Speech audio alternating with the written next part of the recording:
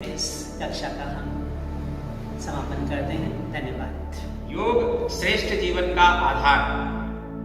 श्रेष्ठ गुरुओं से हमने जाना आसन प्राणायाम की श्रेष्ठ स्थितियों को। विभिन्न चर्चाओं के माध्यम से स्वस्थ जीवन कैसे जिए, इस पर हमारी स्पष्टता बढ़ी है। इसी कड़ी में आज हम सभी का सौभाग्य है कि हम सभी के चिर परिचित माननीय भैया जी ने अपनी व्यस्तता में से अमूल्य समय निकालकर हमारा मार्गदर्शन करना स्वीकार किया है। माननीय भैया जी जोशी ने 2009 से 2021 तक राष्ट्रीय स्वयंसेवक संघ के सरकार्यवाह के जैसे गुरुतर दायित्व का निर्वहन किया है।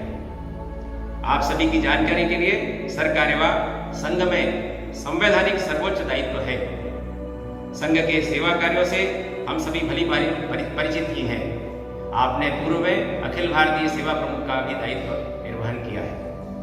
नर सेवा नारायण सेवा के श्रेष्ठ विचार के साथ संघ समाज के साथ सेवा कार्यों में संलग्न है। आपके मार्गदर्शन में सेवा कार्यों का व्याप सर्वदूर हुआ है। भारतीय स्वास्थ्य चिंतन पर भी आपके मार्गदर्शन में अनेकों कार्य प्रारंभ हुए हैं। आपने देश विदेश की अनेकों यात्राएं की हैं। आपकी अपनी व्यस्ततम दिनचर्या में आपने योग को अपने आग्रह का विषय रखा है।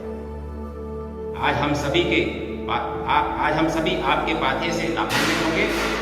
मैं भैया जी से निवेदन करता हूं कि अपना पाथेय प्रदान करने की कृपा करें। राष्ट्रीय स्वयंसेवक संघ जयपुर प्रांत के द्वारा आयोजित योग वर्ग का आज समापन होने जा रहा है। आज के इस वर्तमान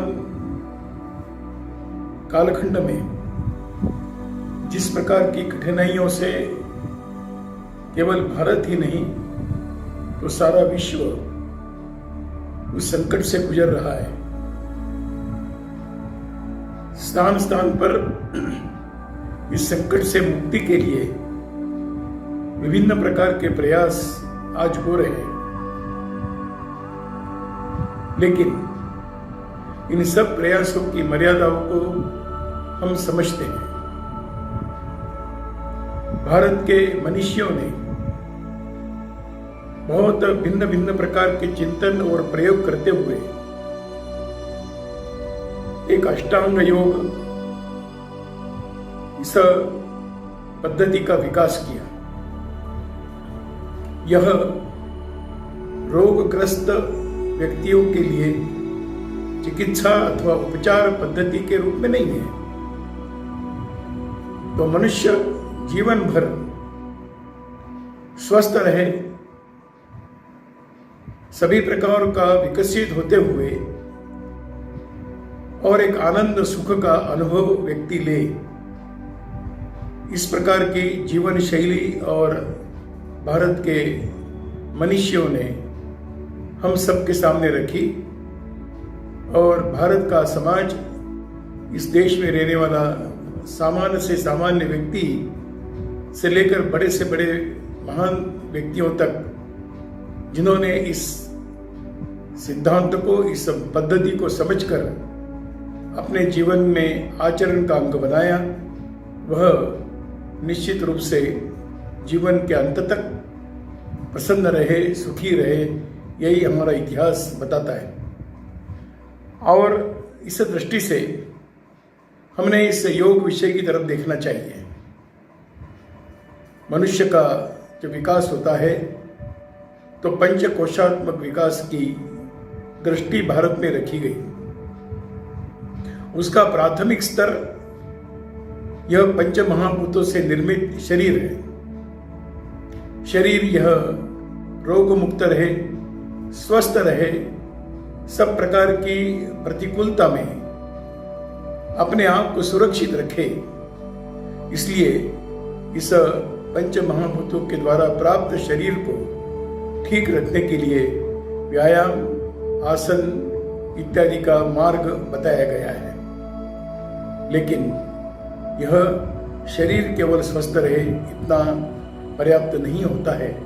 हम सब जानते हैं कि मनुष्य के इस पंच महाभूतों का संचालन शरीर की जो आंतरिक रचना है, जो नाड़ी संस्थान है, उसका भी और ठीक से संचालन होना, इसकी आवश्यकता रहती है।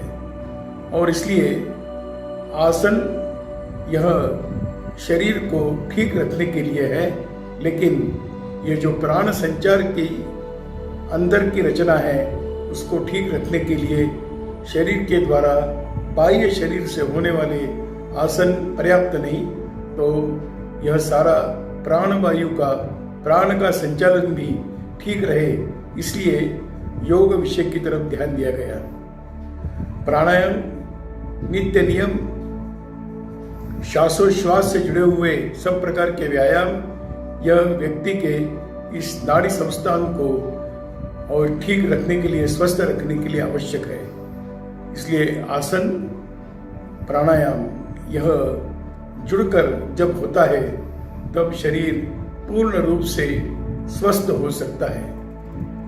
उसके आगे यहाँ पर पंचकोशात्मक विकास में मन की बात कही गई, ज्ञान की बात कही गई, आत्मा की बात कही गई। यह व्यक्ति अपने साधना के मार्ग पर चलते हुए अंतिम सीढ़ी तक पहुंच पाता है। प्रारंभ इसका स्वस्थ शरीर से है। प्रारंभ स्वस्थ प्राण संचालन करने वाला नाड़ी संस्थान ठीक रहे, इस पर ही आगे का भविष्य व्यक्ति का निर्भर करता है। और इसलिए मैं समझता हूँ कि भारत के मनीषियों ने जो योग का विषय हम सबके सामने एक प्रसाद के रूप में दिया, उसका ग्रहण करते हुए अपने नित्य जीवन में इसको स्थान मिलना चाहिए। और इसलिए इस वर्ग में आप आए, वर्ग में कुछ आसन हम लोगों ने सीखे हैं। यह आसन पंच महाभूतों के शरीर को ठीक रखने के लिए आवश्यक भी है, पर्याप्त भी है, लेकिन उसके साथ साथ यह नाड़ी संस्थान, प्राण संचार की व्यवस्था भी ठीक रहे, इस नाते भी कुछ बातें आपको यहाँ पर सिखाई गई होगी।